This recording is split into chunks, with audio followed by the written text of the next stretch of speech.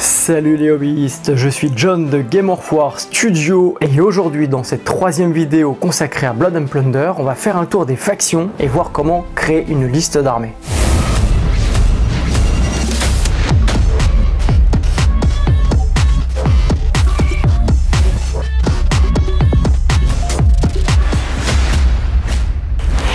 Et pour commencer, on va faire un tour des factions principales de Blood and Plunder, vous présenter un petit peu le mode de jeu, ce qu'on peut faire avec chaque faction. Pour commencer, on va parler des pirates. Les pirates sont principalement axés sur le combat naval, donc ils ont de très bons marins, des compétences de combat naval très intéressantes. Ils sont agressifs donc au corps à corps, très bons au corps à corps, mais ont tendance à être peu disciplinés et sensibles à la fatigue, donc par rapport à la valeur de resolve.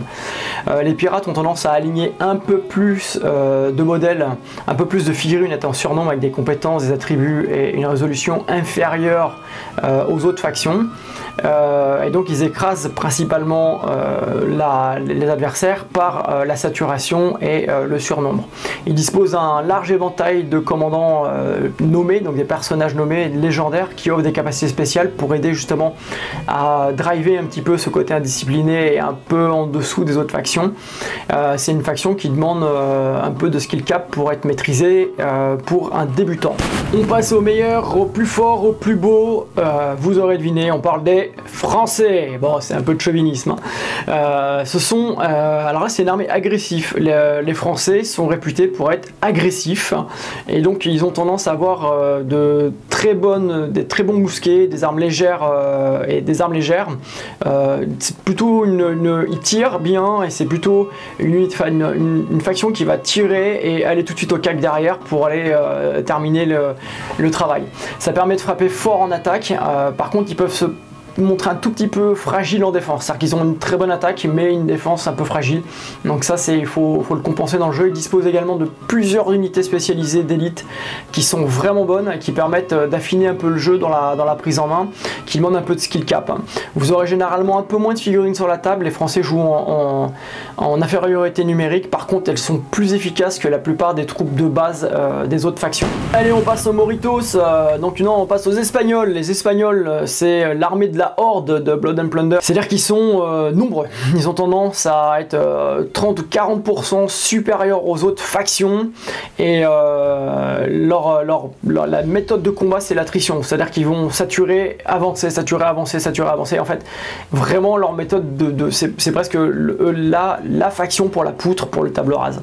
L'Empire espagnol à cette époque-là, il était en déclin au cours de cette période historique, c'est pour ça que les Anglais et les Français sont arrivés et que les pirates, eux, étaient déjà très présents dans la région.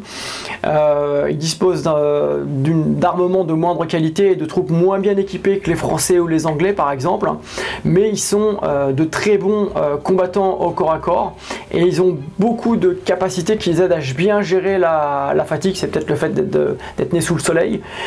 Du coup, ils ont vraiment des capacités pour affaiblir l'adversaire par l'attrition et eux à gérer la fatigue dans l'enlisement dans le combat.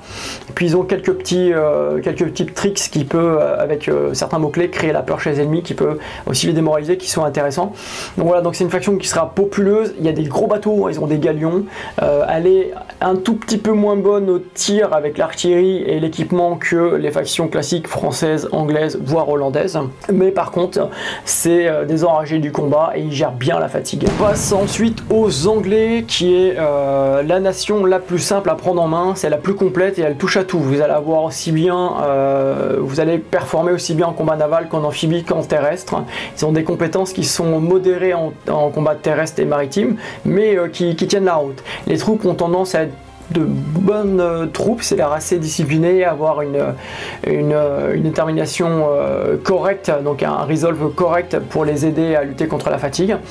Ils arrivent à quasiment tout faire globalement bien. C'est vraiment une faction qui est assez nivelée, qui est moyenne, donc bonne à prendre en main parce qu'elle ne représente pas de grosses difficultés.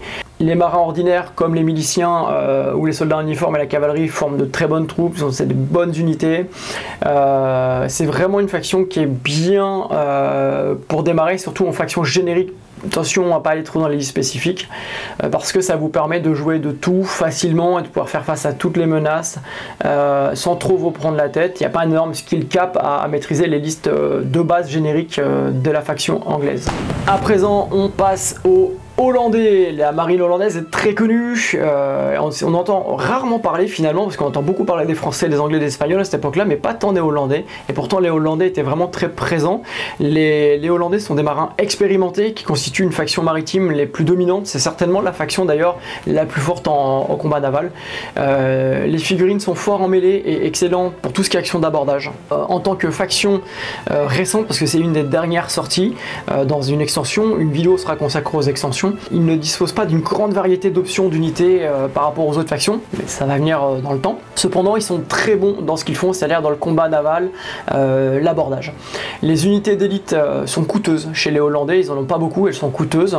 Par contre, ce sont les meilleurs du jeu, parmi les meilleurs du jeu, c'est-à-dire celles qui font le plus de dégâts et qui sont des vrais couteaux suisses. On passe à un groupe qui constitue mes petits chouchous, c'est les natifs des Amériques, donc c'est toutes les tribus dites précolombiennes, donc les amérindiennes, qu'on pouvait trouver, donc qui sont regroupés dans les tribus Caraïbes, mais les Caraïbes, les Kalinagos et autres tribus, en fait, ce sont que des tribus, en fait, parmi tout un tas de tribus qu'il y avait à cette époque-là. Il y avait les Arawaks, les Taïnos, qui sont un sous-groupe Arawak, il y avait vraiment beaucoup de tribus. Et le jeu vous permet justement de pouvoir jouer de différentes tribus en fonction de vos affinités. Puis d'ailleurs, il y a aussi les Amérindiens d'Amérique du Nord dans les extensions qui sont couverts, notamment pour tout ce qui est bataille derrière la ligne, quand les frontières ont commencé à se poser entre les Français et les Anglais, et que les Amérindiens se sont rangés de part et d'autre de chaque camp. Donc vous pouvez jouer aussi des troupes amérindiennes en jouant sur le continent américain. Donc pour revenir sur les natifs des Amériques et les Caraïbes, enfin les tribus Caraïbes de base, donc ce sont des autochtones d'Amérique qui sont excellents guerriers à terre, c'est-à-dire que c'est de très bons combattants pour du combat à terre. C'est plus mitigé sur l'eau, tout simplement parce qu'ils n'ont pas de gros navires, ils ont des pirogues et tout, ils n'ont pas de gros navires. Ils compensent par contre par un nombre qui est très élevé de petits canoës et de pirogues, le fait qu'ils n'ont pas de gros navires parce que ça coûte pas cher. Définitivement c'est une faction de corps à corps qui se joue avec du hit and run, de l'harcèlement, ça se joue vraiment en finesse avec des frappes rapides et hop on disparaît, on se met à couvert et après on recommence. Donc il faut vraiment compter là-dessus sur ce style de jeu là. Donc les gens qui gèrent pas forcément les timings, qui prennent pas les bonnes décisions au départ, ça peut être un peu compliqué de jouer les Amérindiens. La plupart des figurines sont excellents en mêlée et ont souvent des bonus par rapport au terrain, ils n'ont pas de malus par rapport au traversée de terrain difficile et autres, et ils ont du mouvement. Ils sont aussi très populaires que les factions européennes parce que beaucoup de gens en fait aiment bien jouer les Indiens. Encore une fois, une faction qui est intéressante, qui n'est pas très diversifiée, qui n'a pas de gros bateaux comme je le disais, par contre qui est très forte au corps à corps et dans le hit and run, dans la guérilla, et donc qui demande un certain skill cap quand même pour être bien prise en main et pas se faire plier par les factions très bonne au tir et très équipé en artillerie ou avec des gros bateaux. Et pour finir, la 7e faction, donc c'est la faction dite des nations non alignées, en fait, qui ne sont pas dans les axes anglais, français, hollandais, amérindiens, pirates ou espagnols, et dite périphérique, donc c'est les petites nations non engagées dans la grande guerre de l'époque. Il y a beaucoup d'historiens qui considèrent que cette guerre exportée dans le Nouveau Monde, aux États-Unis, enfin aux États-Unis ça n'existait pas encore, aux Amériques, pardon, c'était la première vraie guerre mondiale, mais elle n'a pas été considérée comme telle parce que ça n'a pas fait autant de morts que la Première Guerre mondiale. Il n'y a pas eu de morts de masse avec de l'équipement qui permet de faire de la destruction massive. C'est pour ça qu'elle n'est pas considérée comme réellement la Première Guerre mondiale, mais pas mal d'historiens s'accordent sur le fait que c'est le premier vrai conflit mondial internation. Et donc il y a pas mal de petites nations qui naviguent entre deux eaux là-bas, comme les Suédois, les Caraïbes noirs, les Portugais, les Marrons. Donc les Noirs marrons, ce sont les Noirs qui se sont affranchis qui ont essayé de créer des territoires autonomes. Puis il y en a bien d'autres encore, il y a les Écossais. Donc ça inclut une grande variété de styles et de manières de jouer différentes. Ce sont beaucoup de nations qui ne disposent pas de leur propre figurine d'ailleurs au passage. Et du coup on les emprunte aux autres factions comme des marins, comme les noirs marrons, comme certains pirates, etc. Les factions non alignées constituent une bonne option pour démarrer aussi parce qu'elle est très permissive, vous pouvez piocher un petit peu partout et vous allez disposer de plein de figurines, plein d'options différentes qui permettent d'équilibrer la liste et d'être quand même assez facile à prendre en main. Donc voilà pour les factions des non alignés.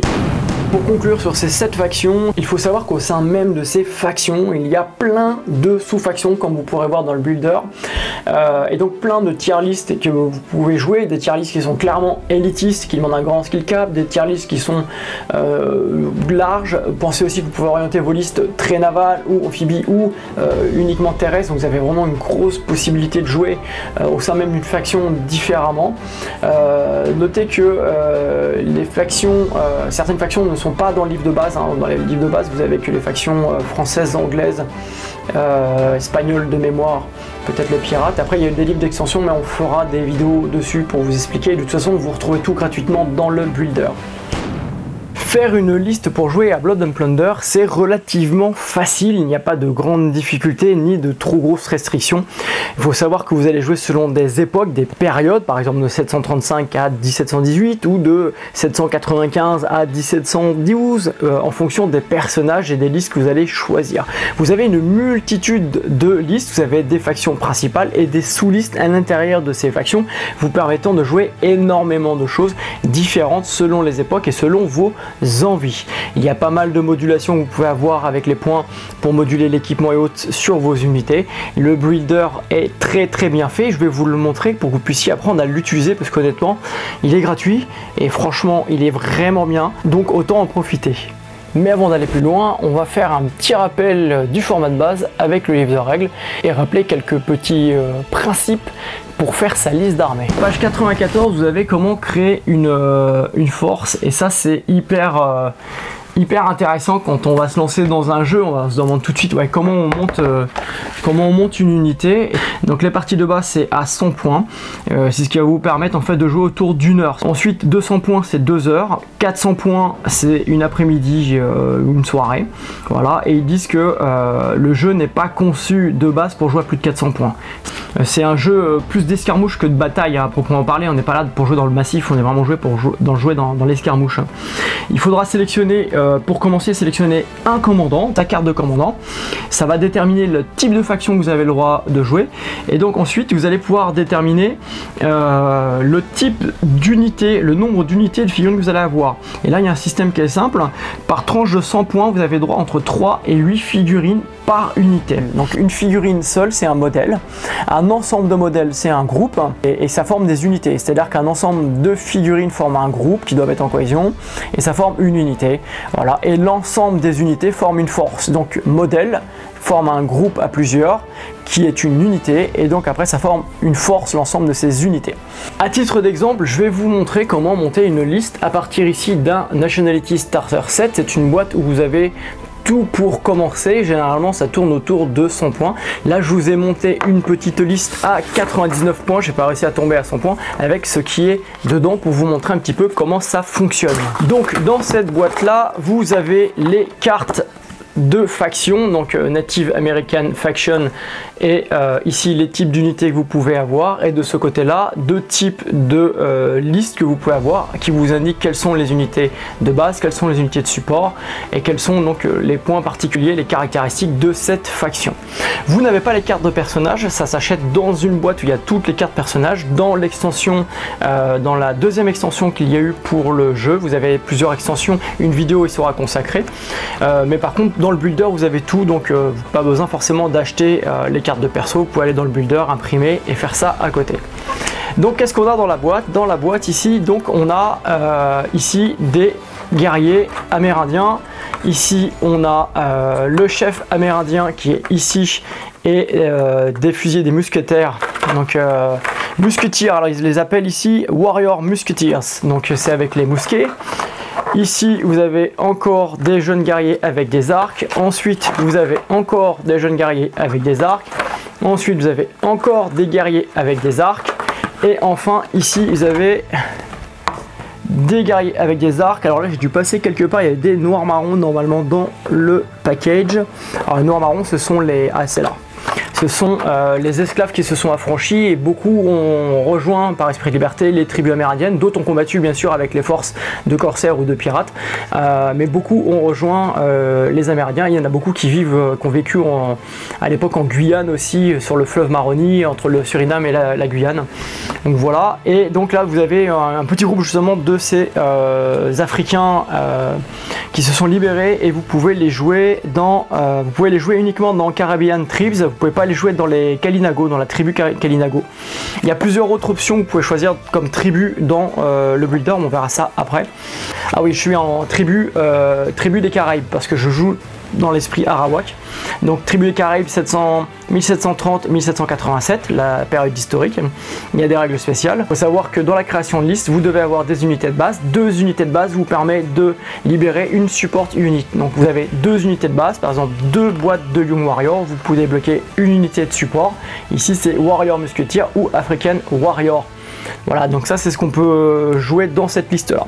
Donc moi j'ai pris un chef expérimenté, j'ai mis une unité de Young Warrior, une autre unité de Young Warrior, une unité de Warrior Archer, une unité de Warrior Archer qui sont pour moi des core units.